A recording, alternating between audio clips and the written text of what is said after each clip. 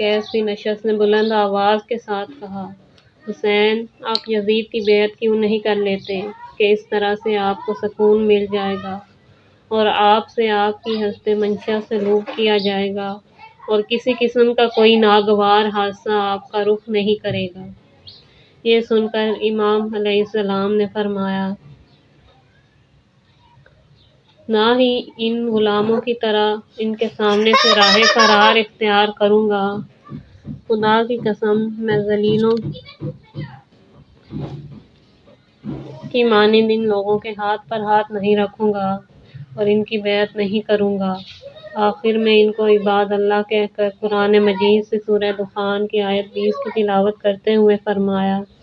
اور میں اپنے رب اور تمہارے رب کی پناہ میں آ گیا ہوں اس بات سے کہ تم مجھے سنگسار کرو۔ ساتھ ہی سورہ مومن کی آیت 27 تلاوت فرمائی کہ موسیٰ علیہ السلام نے فرمایا، میں اپنے رب اور تمہارے رب کی پناہ مانگتا ہوں ہر اس تکبر کرنے والے سے جو یوم حساب پر ایمان نہیں رکھتا۔ امام الانس والجان کا ایک اور خطبہ درج کیا گیا ہے جس میں فصاحت و بلاغت کے موتی پروئے گئے ہیں اور وہ آپ کے روز عاشوراء کے قیام کا کلی مظہر ہے۔ ارشاد فرماتے ہیں،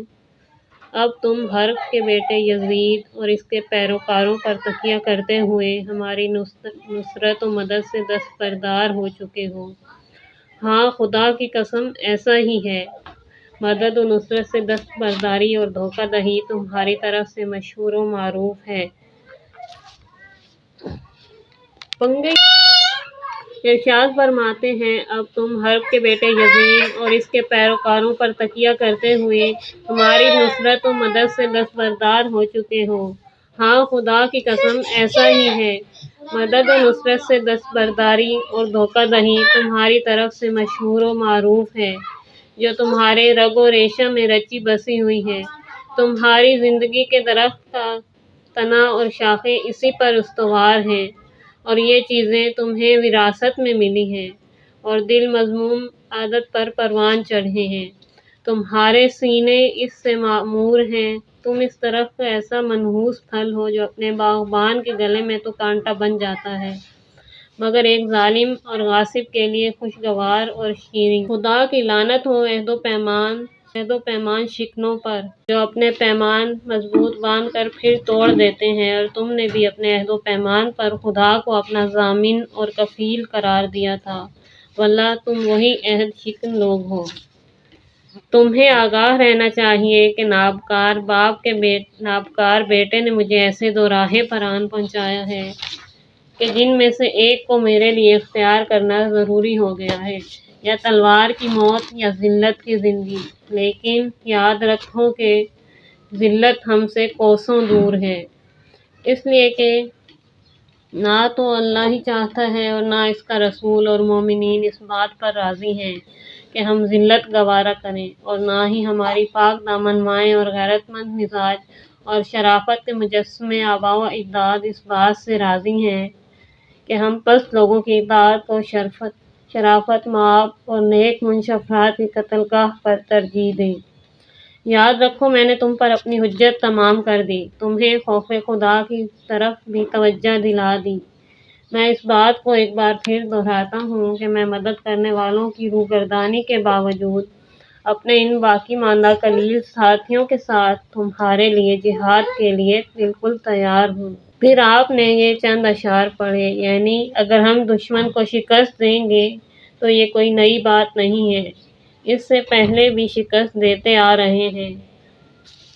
اور اگر ہمیں شکست دینے کی کوشش کی گئی تو کوئی بھی ہمیں شکست نہیں دے سکے گا۔ اب جب کہ حوادث روزگار ہماری طرف رخ کر چکے ہیں اور ان کی وجہ سے دوسرے لوگوں کو ظاہری مفاد مل رہا ہے، لیکن ہماری مصیبت پر خوش ہونے والوں سے کہہ دو کہ تم بھی کان کھول کر سن لو کہ ہماری طرح تمہاری مصیبت پر بھی دنیا خوشیاں منائے گی، اس لیے کہ موت جب اپنا اونٹ کسی ایک کے در سے اٹھاتی ہے تو دوسرے پر جا بٹھاتی ہے۔ پھر فرمایا، تم آگاہ رہو، خدا کی قسم اس جنگ کے بعد تمہیں اس قدر مہلت بھی نہیں ملے گی کہ تم اپنی سواریوں پر سوار ہو سکو۔ پھر امام نے اپنے ہاتھ آسمان کی طرف بلند کر کے اللہ رب العزت کی بارگاہ میں عمر سعد کے خلاف ان الفاظ میں بد دعا کی: خدایا پروردگارا، تو ان سے اپنی باران رحمت کے قطروں کو روک لے اور ان پر یوسف علیہ السلام کے زمانے کی مانند قحط کے سخت سال بھیج۔ ان پر سقفی جوان کو مسلط کر دے تاکہ وہ انہیں ذلت سے لبریز تلخ کاسوں سے سیراب کرے اور ان میں سے کسی کو بھی سزا دیے بغیر نہ چھوڑے۔ وہ انہیں قتل کے بدلے قتل کا مزہ چکھائے اور ضرب کے بدلے ضرب کا، اور ان سے میرا اور میرے خاندان والوں اور پیروکاروں کا پورا پورا بدلہ لے، کیونکہ انہوں نے ہمیں جھٹلایا ہے اور دشمن کے مقابلے میں ہمیں تنہا چھوڑا۔ تو ہی ہمارا پروردگار ہے، ہم نے تجھ پر مکمل بھروسہ کیا ہے اور ہم سب کی باز گشت تیری طرف ہے۔ امام عالی مقام کے اس خطاب ہدایت مآب کے بعد 3 شخص آپ کے سامنے آئے جنہوں نے اپنی بدکلامی اور حقیقت کے انکار کی وجہ سے جنگ کے معاملات کو آخری مرحلے تک پہنچا دیا، اور امام علیہ السلام نے بھی انہیں بد دعا دی اور وہ اپنے کیفر کردار کو پہنچ گئے۔ 2 تو اسی وقت فوراً اور تیسرا عاشورہ کے کچھ عرصے بعد۔ چنانچہ جب امام علیہ السلام نے دیکھا کہ لوگ میرے خطاب سے کوئی اثر نہیں لے رہے بلکہ وہ حملہ کرنے کے لیے مکمل طور پر تیار ہو چکے ہیں، تو آپ نے اپنا رخ انور آسمان کی طرف کر کے بارگاہ رب العزت میں عرض کی: پروردگار، ہم تیرے نبی کے اہل بیت، ان کی اولاد اور قرابت دار ہیں۔ خداوند، جن لوگوں نے ہم پر ظلم کیا ہے اور ہمارے حق کو غصب کیا ہے،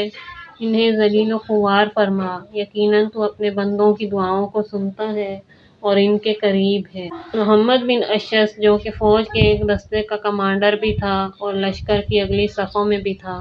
امام کے یہ کلمات سن کر آپ کی طرف بڑھا اور کہا: تمہارے اور محمد کے درمیان کون سی رشتہ داری ہے؟ امام عالی مقام نے اس کی جو یہ ہٹ دھرمی اور صریح انکار ملاحظہ فرمایا تو اپنے دکھی دل سے اس طرح بد دعا دی: پروردگارا، تو یہ شخص مجھے آج ہی فوری طور پر ذلیل و خوار ہوتا دکھا۔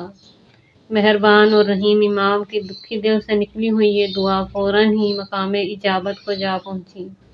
چنانچہ تھوڑی ہی دیر کے بعد وہ شخص قضائے حاجت کے لیے ایک علیحدہ گوشے میں چلا گیا۔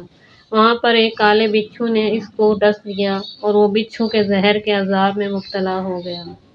بعض روایات کے مطابق وہ وہیں پر ہلاک ہو گیا،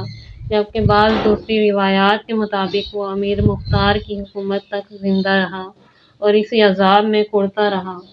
اور یہاں تک کہ امیر مختار نے اسے جہنم واصل کیا۔ اسی طرح جب یزیدی فوج خیام حسینی سے نزدیک تر ہوتی جا رہی تھی تو ایک شخص بنام عبداللہ بن حوزہ تمیمی نے آگے بڑھ کر بلند آواز کے ساتھ اصحاب حسین کو مخاطب کر کے کہا: کیا تمہارے درمیان میں حسین موجود ہے؟ کسی نے جواب نہ دیا۔ پھر اس نے دوسری اور تیسری مرتبہ یہی سوال کیا تو ایک شخص نے امام کی طرف اشارہ کرتے ہوئے کہا: یہ حسین ہیں، تم کیا چاہتے ہو؟ عبداللہ بن حوزہ نے امام کی طرف منہ کر کے کہا: یہ سن حسین تمہیں آگ کی خوشخبری ہو۔ یہ سن کر امام علیہ السلام نے فرمایا: جھوٹ کہتے ہو، بلکہ میں ایسے رب غفور کی جانب جا رہا ہوں جو کریم واجب الطاعہ اور شفاعت کو قبول کرنے والا ہے۔ تو بتا کہ تو کون ہے؟ اس نے کہا: میں حوزہ کے بیٹا ہوں۔ تو امام علیہ السلام نے اپنے ہاتھوں کو آسمان کی طرف بلند کر کے اس کے باپ کے نام کی مناسبت سے یوں بد دعا کی: خداوندا، تو اسے آگ کی طرف کھینچ لے۔ ابن حوزہ امام کی اس بد دعا سے بہت جزبز ہوا اور اس نے گھوڑے کو تازیانہ لگایا، جس کی وجہ سے اس نے بڑے زور سے جست لگائی اور ابن حوزہ اس کی پیٹھ سے ایک گڑھے میں جا گرا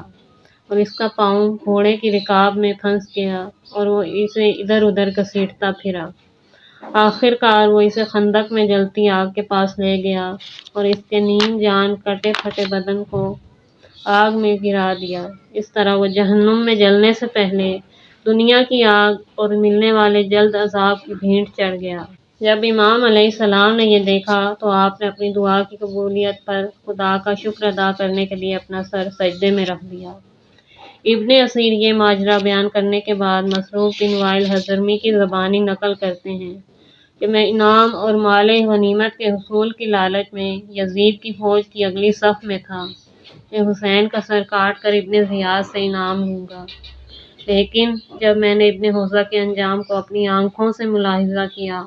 مجھے یقین ہو گیا کہ اس خاندان کا اللہ کے نزدیک ایک خاص احترام ہے۔ لہٰذا میں نے اپنے آپ کو پیچھے ہٹا لیا اور واپس آ گیا اور اپنے تئیں کہا، مجھے آتش جہنم میں جلنے سے بچنے کے لیے اس خاندان سے جنگ نہیں کرنی چاہیے۔ روز عاشوراء عبداللہ بن حسین ازدی نے بآواز بلند کہا، حسین، فرات کے اس پانی کو دیکھ رہے ہو کہ کس طرح صاف و شفاف نیلگوں آسمانی رنگ میں ٹھاٹھیں مار کر بہہ رہا ہے۔ اللہ کی قسم، اس کا ایک قطرہ بھی تمہارے حلق تک نہیں پہنچنے دیں گے، یہاں تک کہ تم پیاس کی حالت میں اس دنیا سے رخصت ہو جاؤ۔ اس نے امام کے دل پر گہرا گھاؤ لگایا۔ امام نے اس کی شکایت اللہ کی بارگاہ میں ان الفاظ میں کی، خدایا اسے پیاسا مار اور قطعاً معاف نہ فرما۔ بلاذری کہتے ہیں کہ امام کی یہ دعا قبول ہوئی اور وہ پیاسا ہی واصل جہنم ہوا، کیونکہ وہ عاشوراء کے بعد جس قدر پانی پیتا تھا اس کی پیاس نہیں بجھتی تھی۔ پانی پی پی کر اس کا پیٹ پھول جاتا مگر سیر نہیں ہو پاتا تھا، یہاں تک کہ جہنم واصل ہوا۔